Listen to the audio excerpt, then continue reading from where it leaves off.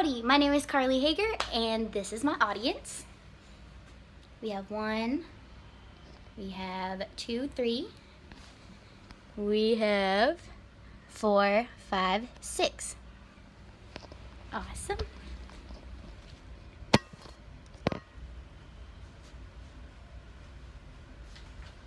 Alrighty, now my person is Hannah Howell.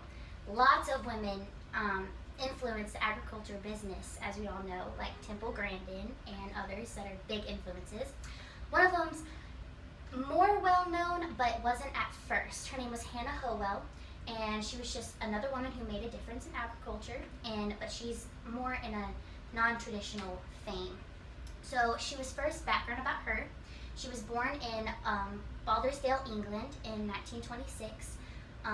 Very small town, miles away from civilization, basically lived there just with her parents, didn't have any siblings. When she was 7, her father passed away, and her mother passed away few years later, but she basically had to take over her family farm. Well, when she did that, and even when her uncle passed away, that was when she truly had to do it by herself. But she never complains. She just kept going through it and living out every single day of her life, just taking care of her cattle, and it wasn't that much. She only had about 3 calves, and so wasn't that successful. Made about $5 a week. She spent $5 a week. She bought 2 chickens every year to feed herself, and she got the bare minimum of food. So she went through a lot of hardships, and that's just how she lived her life. She never complained. She never really worried about it. She just went day by day. Well, the reason why we know of her is because one day in the 1973, journalists randomly needed a story to tell. So they go up to England, they search the countryside, and they see this woman just in the complete blizzard, storm a brewing, sees her taking her cow and struggling pretty hard. Well, they ended up talking with her and eventually got this story. They called up their bosses and basically said, we need to know this girl more. We need to learn more about her. I think it'd be a really interesting story. So, of course, they went back to her and finally looked and see what she was all about, and they basically made a movie about her called Too Long a Winter. Now, this movie was about an hour long, and she basically just told her story about how she didn't have enough money, she was all alone, she's been alone her entire life, no husband, no dating or anything, really wouldn't see any civilization, and no electricity, no water.